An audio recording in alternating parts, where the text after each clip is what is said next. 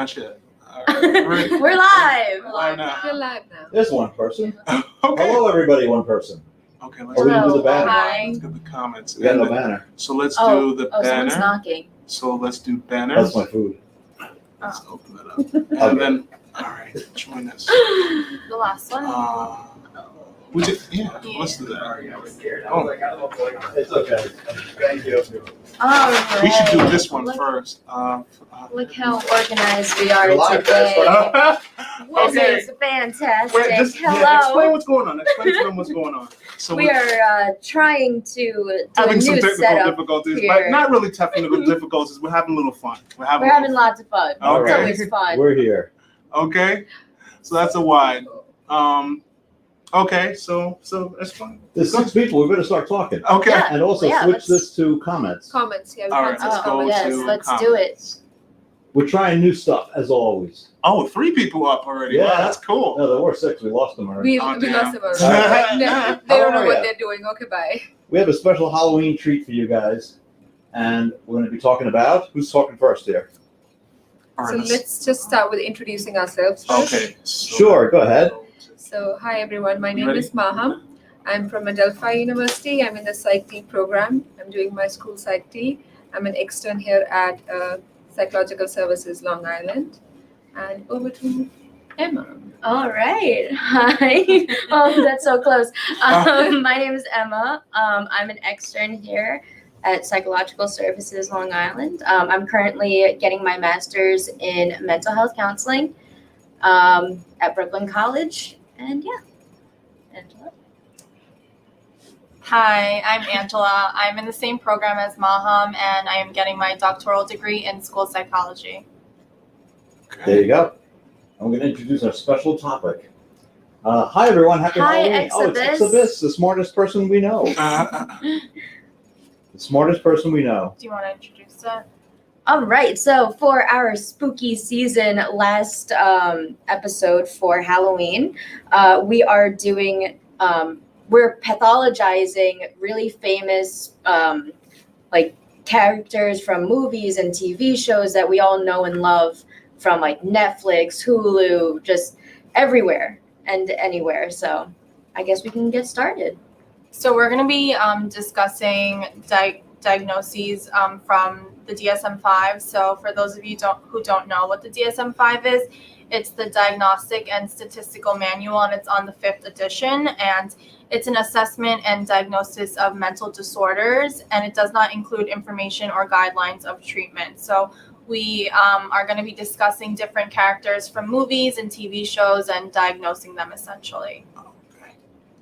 So the first character we're going to be talking about is Nurse Ratchet, and she is from the new Netflix show Ratchet, and she has a diagnosis of antisocial personality disorder. And for those of you who don't know what Ratchet is about, it's a drama series, and it tells the origin story of an asylum nurse back in the 40s. And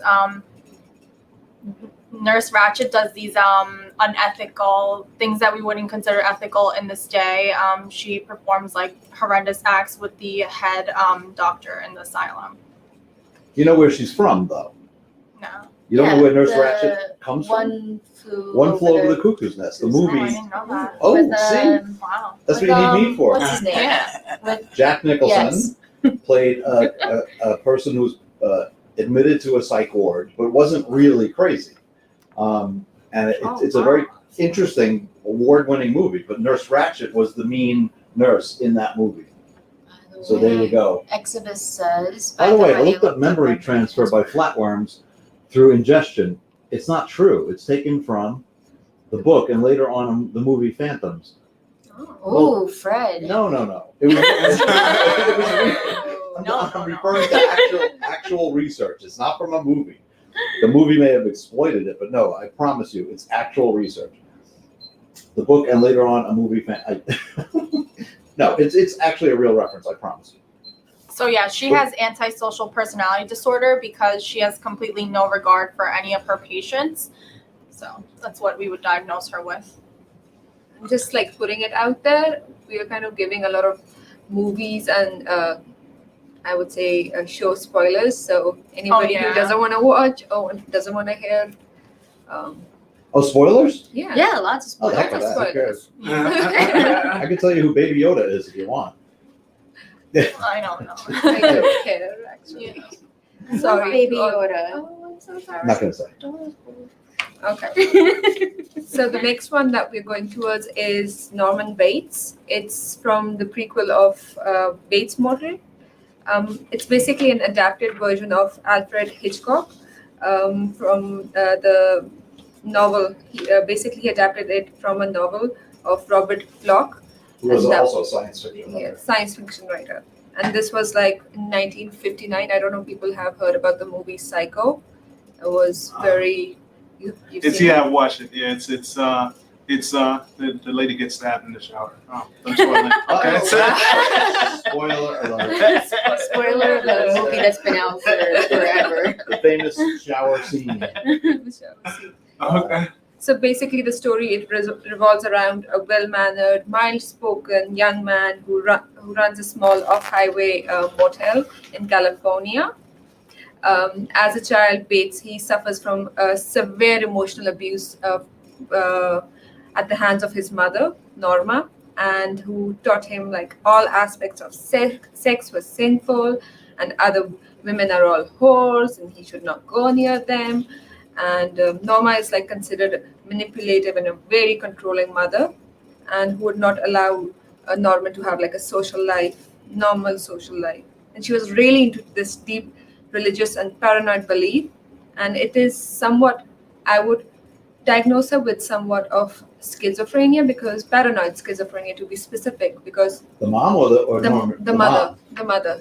And even though there's research out there and that states that Norman, the character, the main male character, he suffers or he struggles with DID, that is dissociative identity disorder.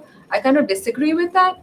I feel like it's a schizophrenia also, and because there's a lot of heredity involved, and he also, because he has hallucinations, delusions, and auditory and visual hallucinations, and there's disorganized speech. He's like when he's talking, it's really inverted, and he doesn't speak properly and things like that.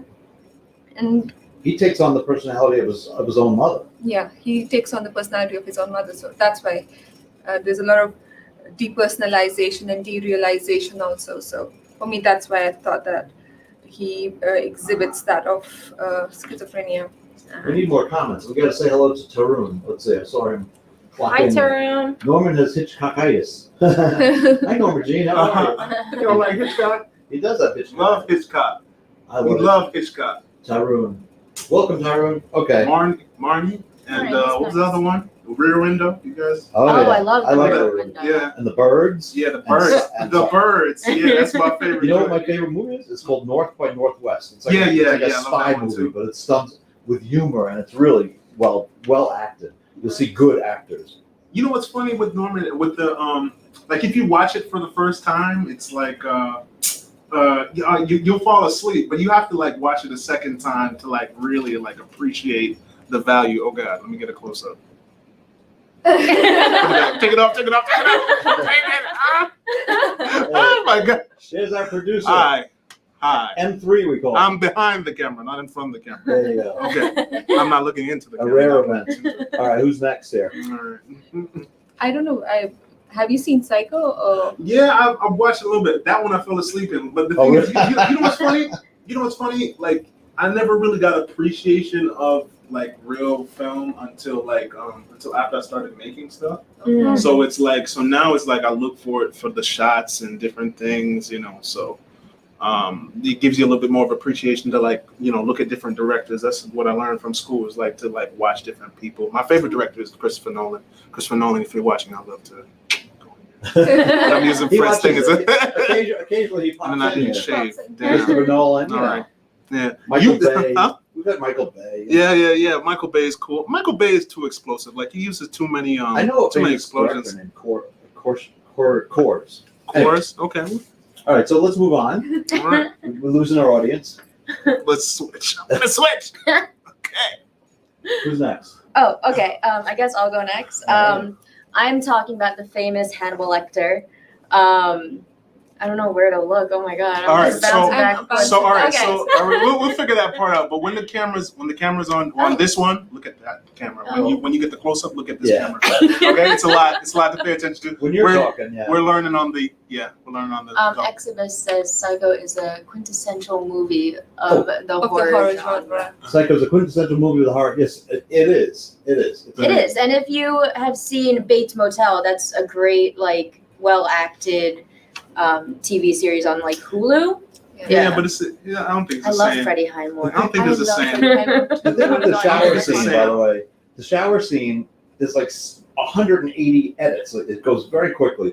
You're saying with the older one, the original. The original. There's only one. Yeah. Anyway, the original scene is they never show the knife actually touching the woman. They never show like blood coming out of her. No. And yet it is very scary. It's And very frantic and scary. You very see the impactful. blood down the drain and the woman. You know what they use for the blood? No. What? Chocolate. Yeah, that's Chocolate. true. Chocolate syrup. That's what they use Chocolate syrup in black and white movies. That's Right. what they. Oh. Isn't it like too Yeah, thick? I don't know. Well, I don't know. I don't the see water it. going with it kind of gives up, and then they probably like Diluted effect. diluted it. Yeah. Before they put it in there. Wine. Excellent. Need some wine after this show. You're on. You're on. Okay. All right. Okay, going back to Hannibal Lecter. Good scary music in the showers. And yeah, what? Like it's these string. Have you ever seen it? Yeah, of Yeah. course. It's like that, oh my gosh! It's like a violin going. It's like very short. You're right. Okay, Hannibal Lecter. So obviously he's known for like Silence of the Lambs and everything, and also the show on Netflix. I think it's called Hannibal. Okay. Yeah, on Netflix. That one's great too. If you haven't seen it, 8 out of 10 would recommend. So I feel like everyone really knows who Hannibal Lecter is at this point. Obviously fictional, but there are aspects of him that are just like really interesting and like really deeply researched at this point, even though he is a fictional character, because he was known to be, his character was such like an intelligent and oh my god, my train of thought. Very like intelligent and awesome like psychologist, but then also he ate people. Going back to our last episode. Right? Our last episode? Yeah. Okay. But with our diagnosis that we came up with him having post-traumatic stress disorder and or antisocial personality disorder due to the childhood trauma that he faced with his like backstory and everything, involving killings of his family and cannibalism. Lava beans and camp. Oh yes. It's a chilling scene. Yes, it is. And eating of his baby sister and stuff like that. Like his whole Did he do backstory is like Oh, I missed bananas. that Yeah. part. With bananas. I don't know. I don't remember. I would like maybe like a smoothie. Like Here we go again. Last Yeah, week we they start established again. that Sit Emma on the would side. eat a friend Oh, if yeah. necessary. Anyway, we say that this is his diagnosis due to the lack of personality traits and behaviors. He doesn't have any lack of remorse or guilt or anything, but at the same time, he is oddly charming. You oddly want to know more and more about him and his backstory, and He's very charismatic. very, yeah, That's how he lures his praise, I would say. yes. So our next character is Dexter. So Dexter was a show that started, I think, in 2013, right? something like that. Yeah, so it Sounds started about in right. 2013. It's coming back. Oh, It it is is? coming It's back. coming Yes, back. Oh, it is? yes, because everyone Why? hated that ending. What So was the ending? I didn't watch till the end. I didn't watch it I watched because it I period, knew so- I was going to be Wait, but what's the disappointed. ending? Wait, but have to can know. personality You know? disorder justify his cannibalistic nature, though? Probably not. Probably No. not. They're not exactly connected. That has to be an additional diagnosis. But I like agree. cannibalism isn't in the DSM, so Yeah. like I don't know what to. So we're calling it the anti-personality, Antisocial. social personality disorder. It's pretty antisocial to eat someone Yeah. Yeah. without permission. I would think so. So Okay. what was the ending? So you want to know the ending? Yeah. So in the Spoiler end, so alert. basically, I think he exposes himself, right? I don't know. I didn't watch because I knew I was going to be I disappointed. watched like I think 3 years ago or something like that. So That makes me not want to watch it anymore. so yeah, he exposes himself. And then what happens? Does he get like in trouble? I think so. He gets into trouble or something like that, and he goes out of his way to protect his sister and things like that. So just for the sake of the sister, so he kind of exposes himself. Oh wow. So and then he runs into I don't know the forest and he goes into hiding and things like that. Oh, so Yeah. that'll be interesting. I'm like very skeptical of them doing like a new season. I don't know. He's also like getting old. I feel like they're gonna work with him to try to catch other serial killers. Yeah, because he's a serial killer. If you guys didn't know, and he works for the Miami Metro Police Department, but he works as a forensic technician. But on the side, he kills people. So He kills bad people. Yes. Well, Like that's his moral justification. code. yeah, he yeah. tries to justify it Yes. by saying like the I think that person's bad. justification comes down from the father who kind of put it inside of it. But if you see on a whole aspect, like if you go back, is it like actually morally, ethically, whatever he's doing, is it okay No. to just? Do you guys think it's okay? Because Morally, ethically, is it okay to kill people serial like Killers who are or- killing or other people? I mean, it needs a whole lot of disassociation to see people not as peers but as food. Yeah, I agree. Mountain Mountain Bubba. Bubba. How does one know they have PTSD? Oh, that's a good legit question. Yes. Anyone want to answer that? Usually there's some traumatic event. In the old days, the origin of the diagnosis was from the Vietnam War, and people would come home from the war shell-shocked and having seen terrible, horrific things. But now it can apply to any traumatic event that usually a sustained traumatic event. And after the event, you find yourself, you can't sleep, you're nervous. 6 months, I believe, right? 6 months post-event. So usually there's Nightmares. a precipitating event, and then later, anxiety, sleep disorders, nightmares, flashbacks, oversensitivity, over vigilance. Hypervigilance, yes. Yeah. So that's that definition. How does one know one has PTSD? I mean, honestly, you know it. Like if you're not sleeping, you're anxious, your appetite is messed up, you're irritable, you're depressed, like you know it. Okay, just wanted to answer that question. When I see certain things, it takes me back. Mountain Bubba. When I see certain things, it takes me back. But that sounds like it's somewhat PTSD-ish. When you see certain events, it's bringing you back to some event that was very shocking or horrible or a sense of loss or whatever. It sounds like it could. I can't diagnose people, remotely, but it sounds like that some of the symptoms. Knowledge El Shabazz. Hey, how you doing, Knowledge El Shabazz? Hi, where are you Is that from? a crying emoji or a No, hi like emoji? It's a a hand. hey. Oh my god, Yeah. I'm blind. I'm like, why is he crying and saying hi? This comment, yeah. The comment is. Oh, he's waving. It's He's like a waving. wave. Yeah, What, he's here? waving. Yeah, it's a wave. No, yeah. up there. Up, Oh, up, the one. I spent 8 years in prison. That'll do it, man. Oh, That'll do it. Yeah. And Can that will be do it. categorized as a traumatic event. Absolutely. I would work on anxiety because, like, lowering anxiety is probably the most straightforward thing to do. It's a hands up. Of course, it's a hands up. I see it. I'm close to the screen. Anyway, Lots of coping mechanisms I would- and mindfulness. mindfulness, relaxation. But if you find none of that works, then obviously therapy is a good idea. Just saying. Okay, you can have more questions. What's next?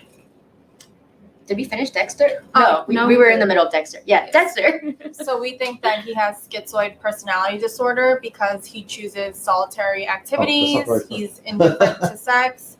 He has few friends and acquaintances. He has problems expressing his emotions, and he has indifference to social norms to like a certain extent. Yeah. Anything else you guys want to add? Prison is pretty traumatic. I would think so, man. I can't even Yeah. imagine. But actually, the first step is to identify that you're going through something. So you're doing pretty Yes. good. At least you know what's going on and you know where it comes from. That's a good first step. So you're on the right path. Sorry to hear it. Yes. All right, what else you got? All right. So our next bout of characters comes from The Haunting of Hill House. My favorite movie. It's also based on an well- old movie, an old, great, genuine scary movie. I am focusing on the Netflix I know the current stuff, original. the millennial. It's also a book too, so 8 out of 10 would recommend that as well. But I'm going to focus primarily on Eleanor, or her nickname is Nell in the series, and her mother Olivia.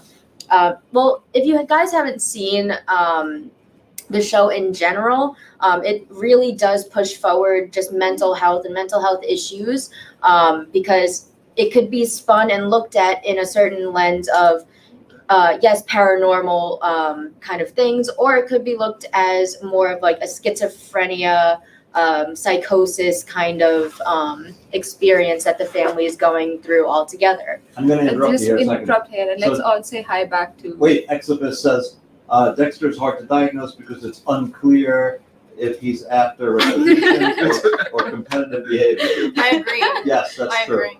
And then, can you live with PTSD without meds? Yes, absolutely. Of course. But You learn to cope with like that. anything else, anxiety, depression, anything else whatsoever, if it's overwhelming and it's affecting your life on a day-to-day basis, and you've tried everything, and you've tried the relaxation, you've tried the mindfulness, tried online stuff, and tried therapy, if none of that is, it's not that they don't work, it's that they only reduce the symptoms a little bit, then yes, meds are highly recommended, they're fine. We have a lot of current good medication. I'm not a psychiatrist, so I can't speak with authority, but there's nothing wrong with meds if it's that overwhelming. So there you go. Okay, let's see. Hi, Hannibal guys. says hi. Hi, Danny. Hey there. What's up, Danny? We know Danny. All right. Who's on? Aw. Okay. Hi, Maham, Angela, and Emma with Fred and Mike on the side. It sounds Wow. like you're ordering in a restaurant. restaurant.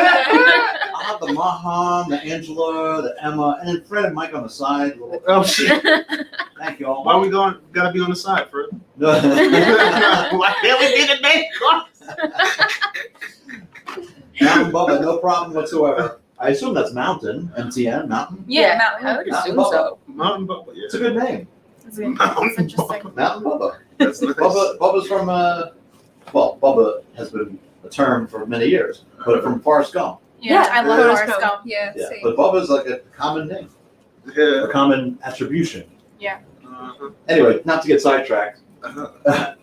But we're just talking about movies today, that's all. Yeah. All right, go ahead. Who's up? You're up. Okay, so essentially what Haunting of Hill House is, like a quick little synopsis, is it takes place in the 90s. Even though like the original movie and the book itself were written in like the 40s and 50s, this one's a little more current day. But essentially it's the Crane family, the mom, the dad, and I think it's like 5 kids, 1, 2, 3, 4, 5. I can count. They move into Hill House, and their job is to renovate it and then sell it eventually. But with everything that's been going on, they start experiencing like more paranormal activity and stuff like that. But it could be spun in a lens of the mother and specifically the daughter, Eleanor, going through psychosis and schizophrenic, like hallucinations, delusions, and things like that.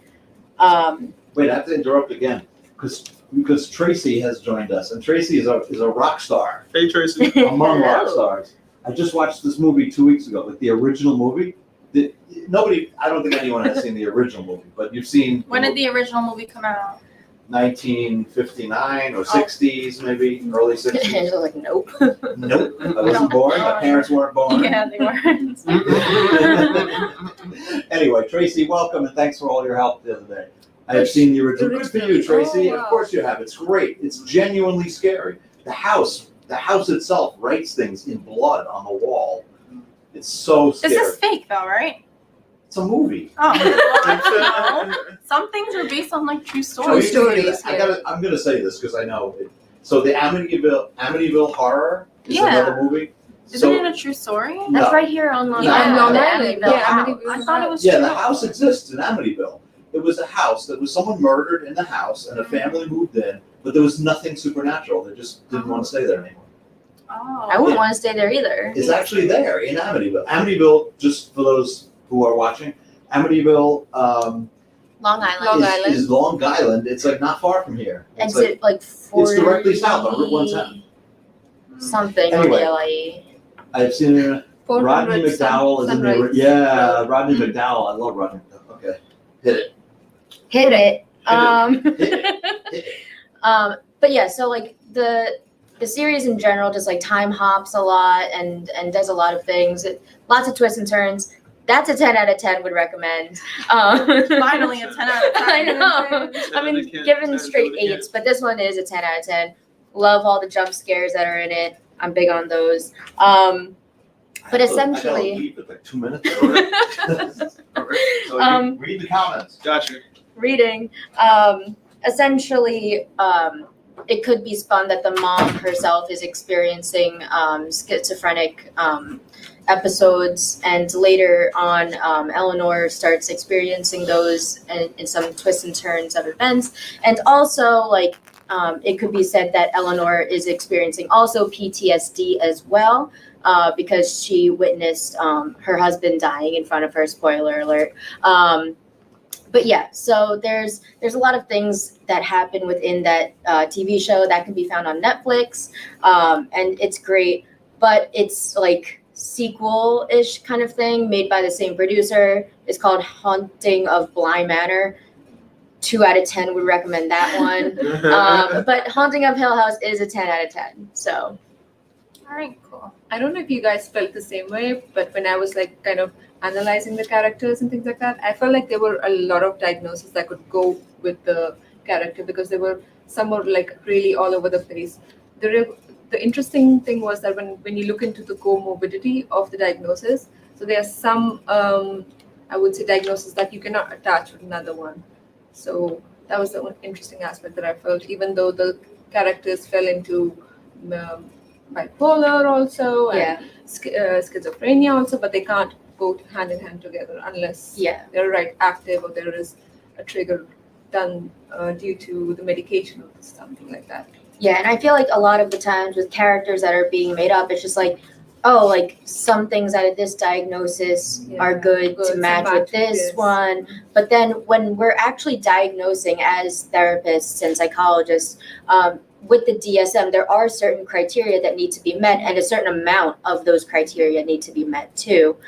So they may meet like a good amount of criteria for one diagnosis, but then they don't fit it to a T. So then it's just like that one can't necessarily be used. It's a long and arduous process, but you know. And because it's very complex in the sense because DSM-4 had like a whole different spectrum of diagnosis, and now DSM-5 has expanded into a whole different. So there's a lot of complication because the one I was looking into the characters and how they would fall into the criteria of schizophrenia and that spectrum, or PTSD, but they were merging together according to DSM-5. So that's also an important aspect. More comments. We have Mountain Bubba. I grew up in a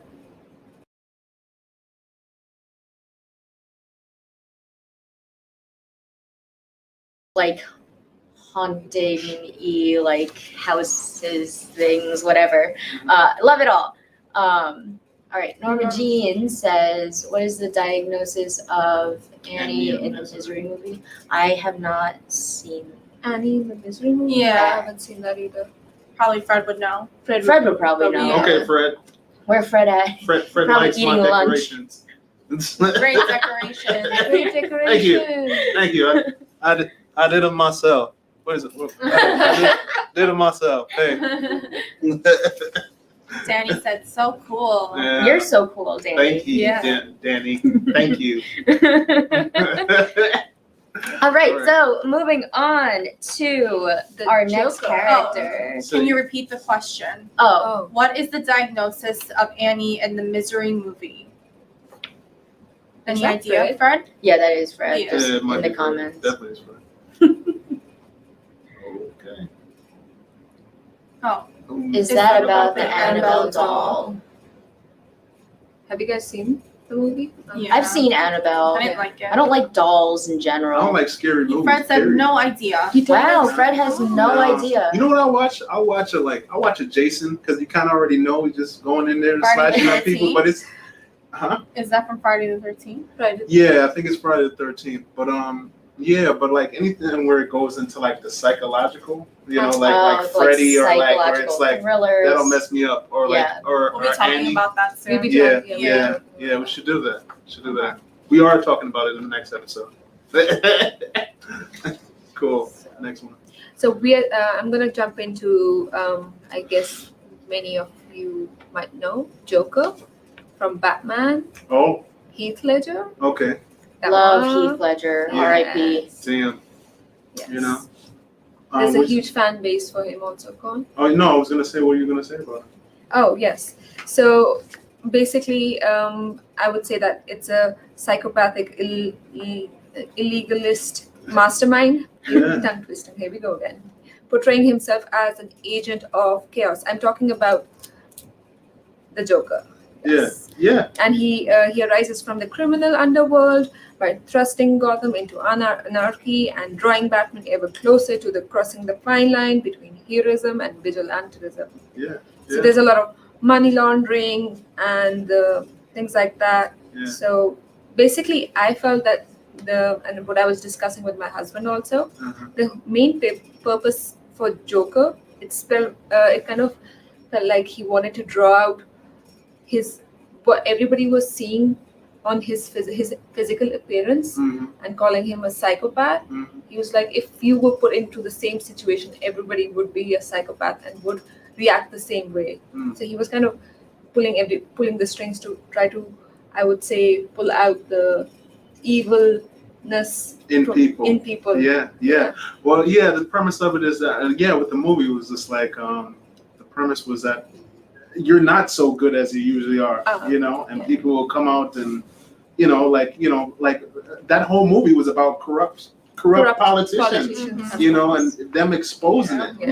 and then in the last part of the movie, not to spoil it, we're spoiling stuff again, but the last part of the movie is like, there was a choice between, I think Joker put bombs on both of the ferries, not to talk about stuff that's, No, we can terrorist get situations.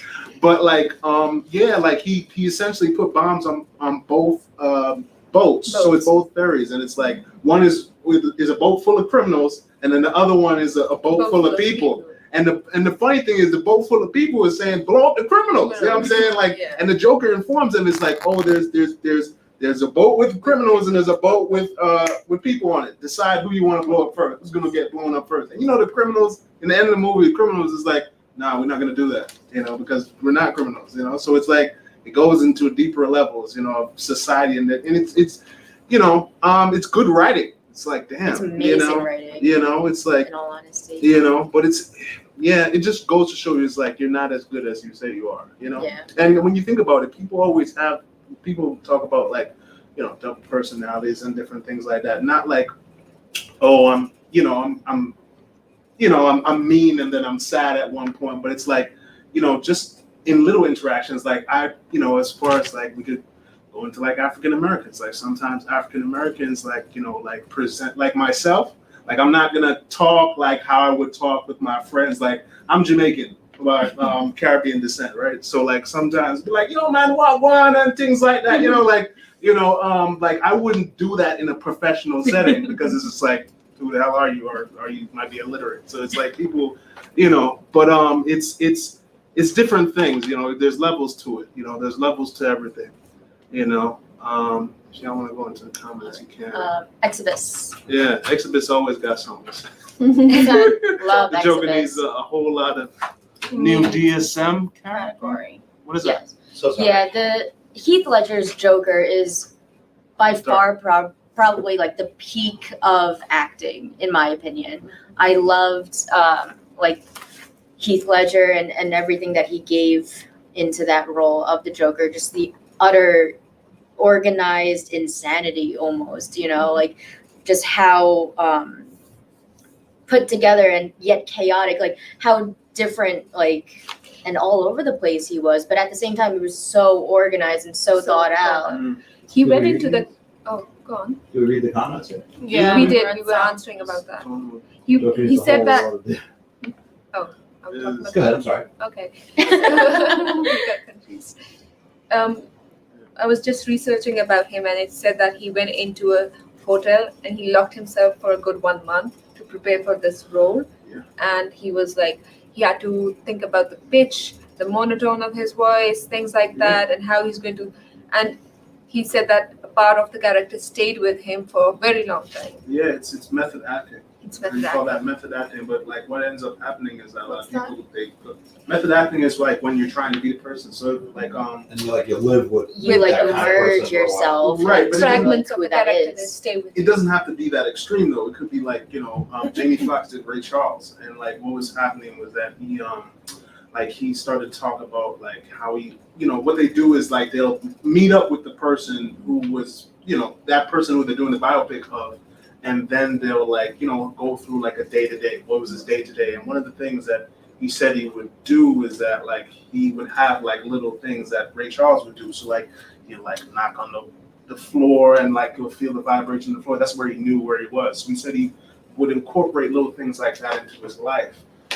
So it's so with the Joker now, like you're taking an imaginary character, so there's no limitation. At least with Ray Charles, there was like a limitation where it's like, all right, cool. He's still a it's person. And music. he's still a person. He's a different person, a different entity. So Right. you can kind of differentiate with him when Right. you have him like in person. But with such character who are imaginary, it's very easy to merge your own personality Right, with and lose that yourself. And lose yourself. If you don't have a basis, and then a lot of these people, which I don't like, what a lot of these actors do is like they just separate themselves from people, which is good in a sense too if you're trying to get that Oscar, but it's like you're gonna lose yourself. It's like which we saw. Yeah. yeah, Did we read this? Joker's story evolved from a merely cackling villain to a more complex character to unmasked social. I don't know. Decorum. Yeah, it's Anyway, Decorum. whenever we switch cameras, the sound cuts out for. I'm sorry. The Oh, yeah? sound cuts out for a brief second. Oh, But, yeah, you okay. can't help it right now. All right, All right, cool. what do we got? Okay. So the diagnosis I thought and we thought about it was antisocial personality again. For sure.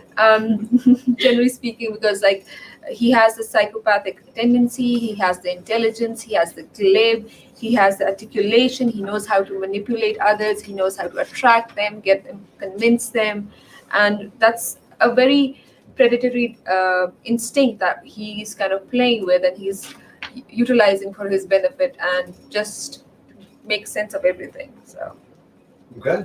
You got more? Of course we got more. Of course we got lots more. more. Should we skip No, to like the The only psychology thing that was book? Yeah, sounding let's Fred skip is to the then psychology just make book. it wide. Okay. We can watch it. Or do you Well, want to okay. like 20? We can If it cuts, I'll if do it cuts the out, you can Joker. watch it. Okay. Cuts out like for a millisecond. Let's just. Oh, I oh, like Otherwise, the we idea. should Oh, okay. probably. And the transition when you Yeah. switch cameras, it Yeah. slides over. It doesn't. It's not instant. Oh, But okay, in a good way. okay. We're good. I We're good. can't see it until. Anyway. We're trying something. Anyway, Cool, I'm sorry. Moving on to our next Yes. character, we're actually going to stick with the Joker theme, and we're actually looking into Joaquin Phoenix's Joker. The recent movie. Yeah, the most recent movie. I would give that like a 9 out of 10. Would I'm gonna watch recommend. it again. I loved it. I feel love like it so much. that's like one of those movies that like you're either in the boat of like you absolutely love it or you absolutely hate it. Yeah. Like there's really no in between. But I absolutely loved it. I'm in that boat because Same. it really puts a focus and an emphasis on mental health and how how low on the totem pole for the American healthcare system it is. And it really like sheds a light onto the needs and the like necessity that mental health is and how big of a part it plays in society. But there's so many things that get swept under the rug and so many people that get swept under the rug as well with that. And so with this origin story of the Joker, he had such a chaotic like childhood upbringing, and his mother was delusional essentially, and it's just everything, like I just can't even put into words because like the origin story is just so massive and so extensive of this version of Joker, which also second movie coming out eventually.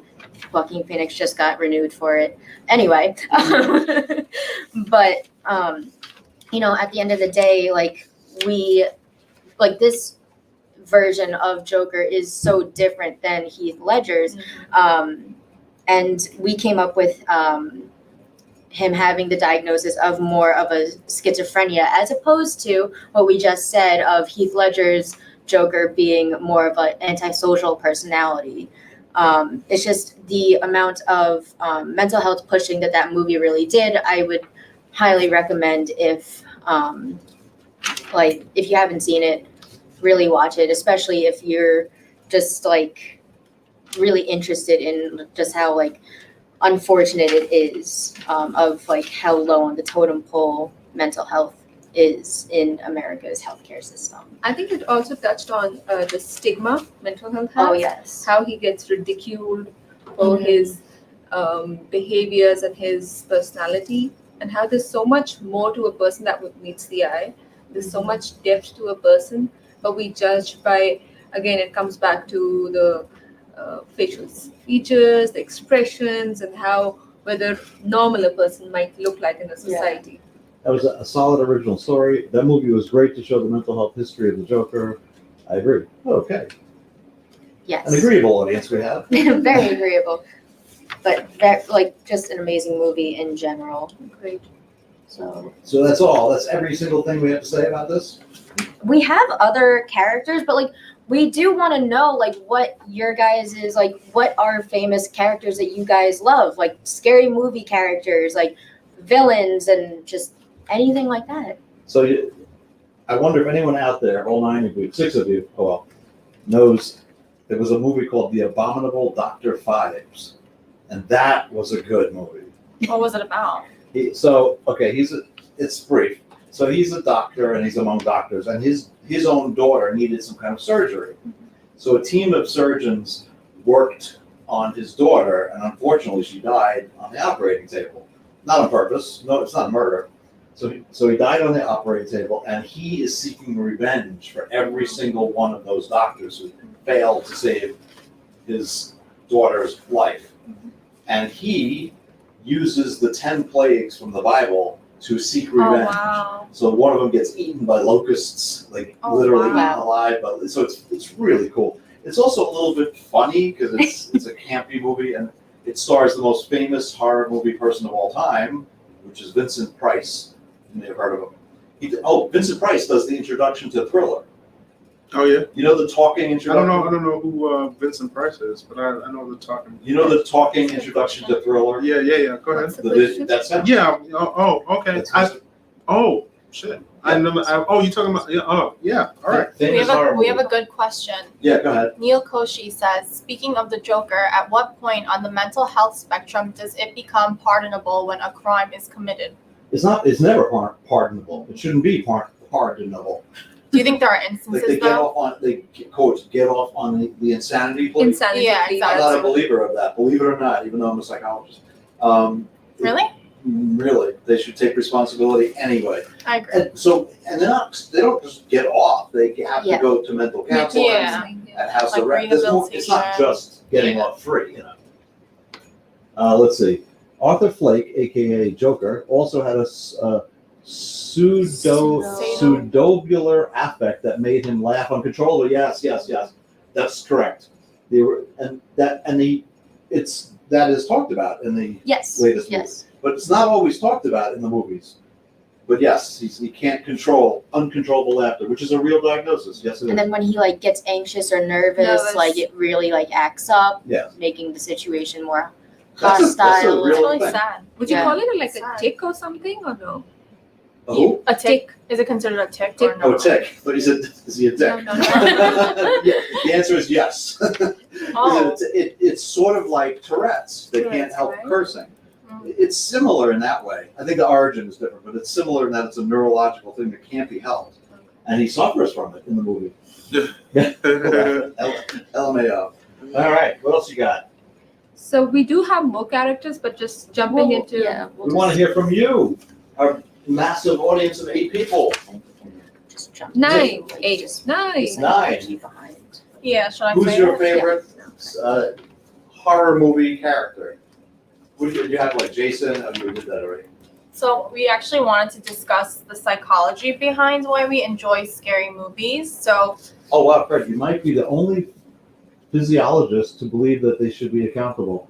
psychology. Not a physiologist, but that's what I know. It's a misspelling. Yeah.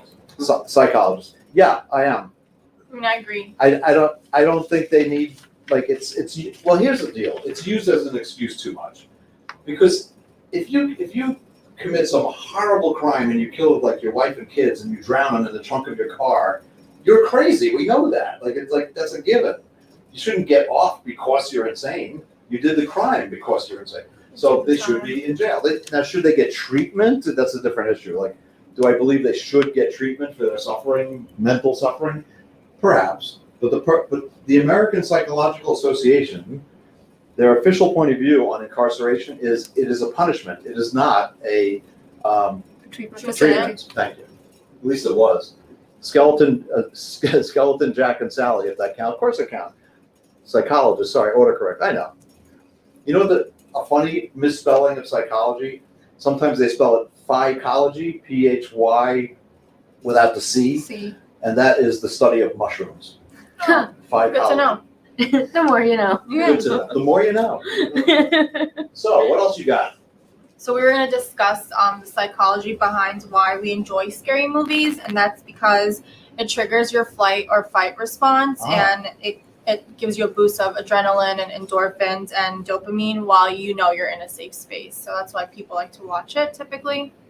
And isn't there a vicarious satisfaction in some ways? Yes. Don't you get out your anger and your animosity and your rage through the character to some extent? So that's an interesting point that you brought forward.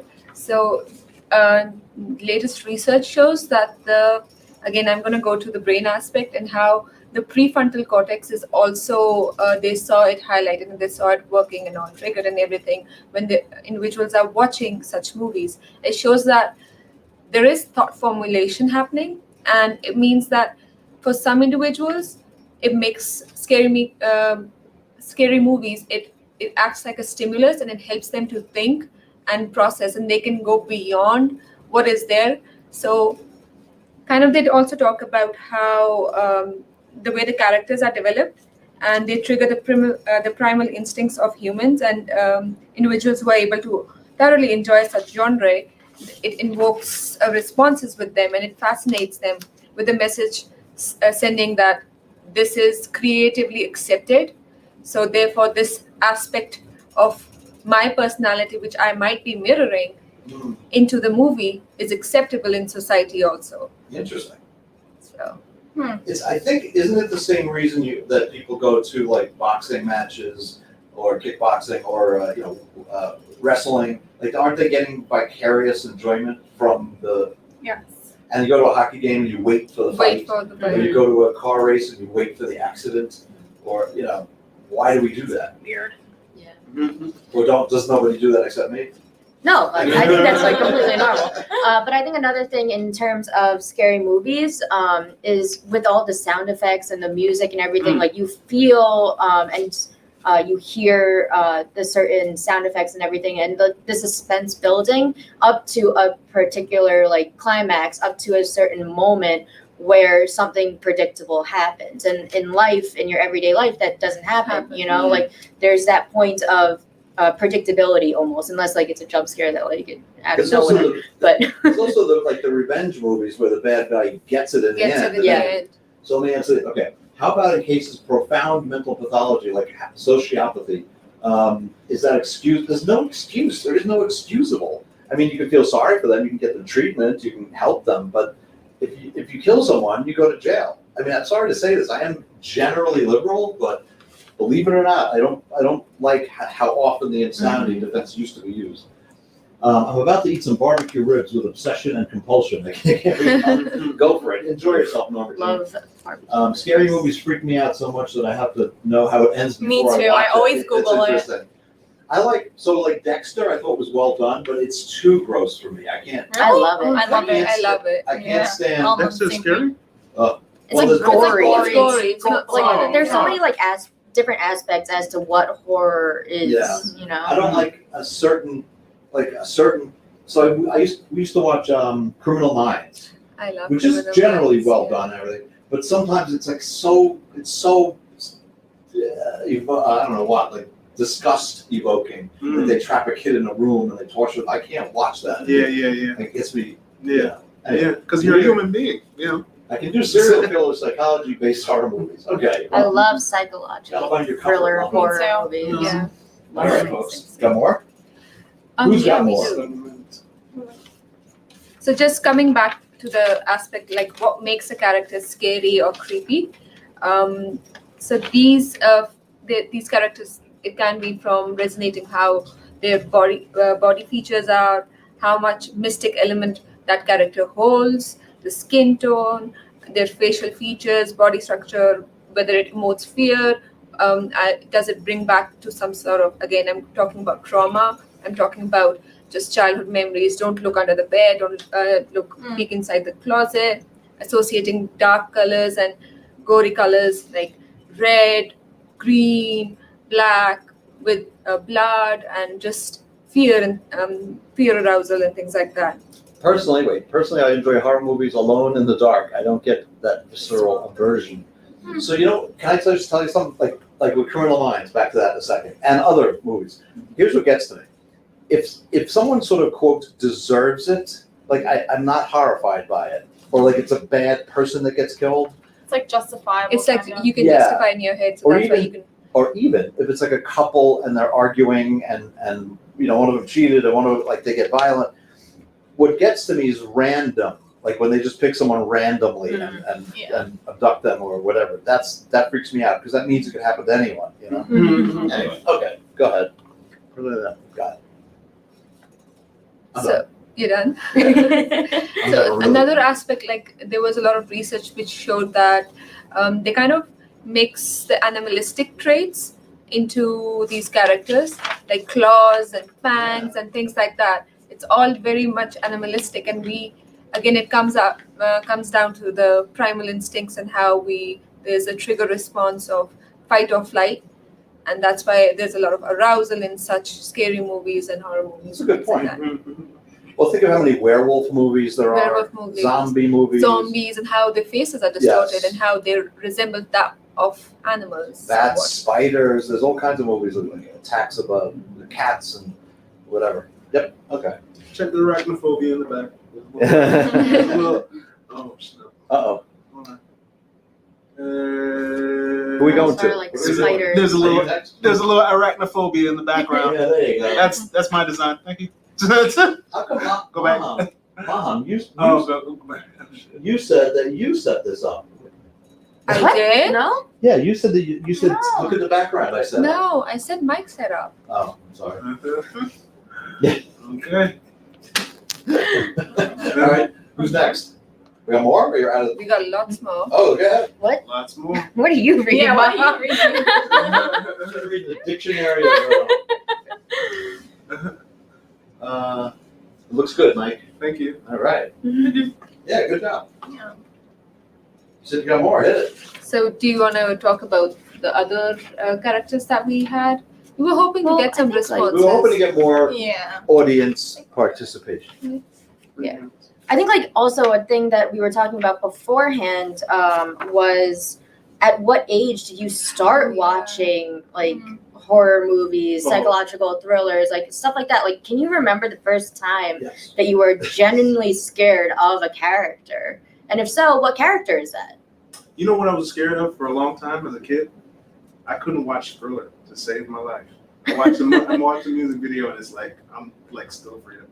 Oh. Really? You mean You know like, what's the one first that- part? Yeah. The first part isn't bad, but it's like the part where he's saying it just I don't know what it is about eyes, but Yeah. him changing it's like It's like shit. And it's still bugging me to this day. It's like, you know. Can you So remember what anything- age you watched your first horror movie though? No. Well, I haven't watched it because of that. So I'm saying, so everything like anything with eyes freak me out now. So it's like cats or like you know how they change Humans. color at night. Certain, you know, if they like certain movies, like I used to watch House, and like you know a lot of times it like get their eyes roll in the back of the head, and it would freak me out a little bit, you know. But yeah, that's Even that's though it's personal. like a medical Hey, I'm on show. screen. You mean the house, the show? Huh? So what's The show? Yeah, it's like like sometimes it got really gruesome in there too. Like I hate watching people being sick. You know what I'm saying? It's a hard thing for me to watch somebody being sick. You know, and then for them to like experience so much drama. Like some of them, it's like they're having a seizure and it's like they're frothing at the mouth and things like that. It's just like damn, you know.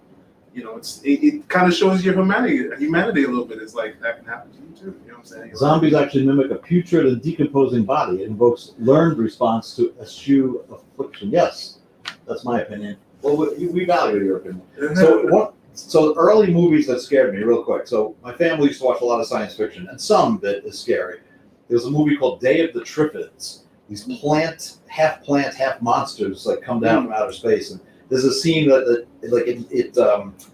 it escalates the tension, and the tension is walking up the stairs really slow, and then there's like the monster's like right on the top of the stairs, like you said. What do you call it, jump cut or whatever? Like a jump scare. Yeah, jump scare. And then the same thing is done in the famous movie Night of the Living Dead.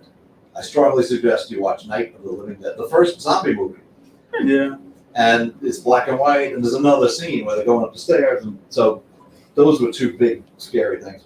What about you? What was your My the scariest, the first memory of a scary character in a film? So I remember watching this movie. I was almost 9 years old, 9 to 10 years. Do not recommend a 9-year-old watching at this. I know I was too young to watch. I was too young. I was watching with a cousin, and I was watching, and we were watching at night. What's the movie? We were home alone. Let me set the background first. Mhm. We were home alone. Because Home Alone's not that scary. No. We were home alone. I It know. was dark, and it was raining, and there was thunder, and there was Scare me now.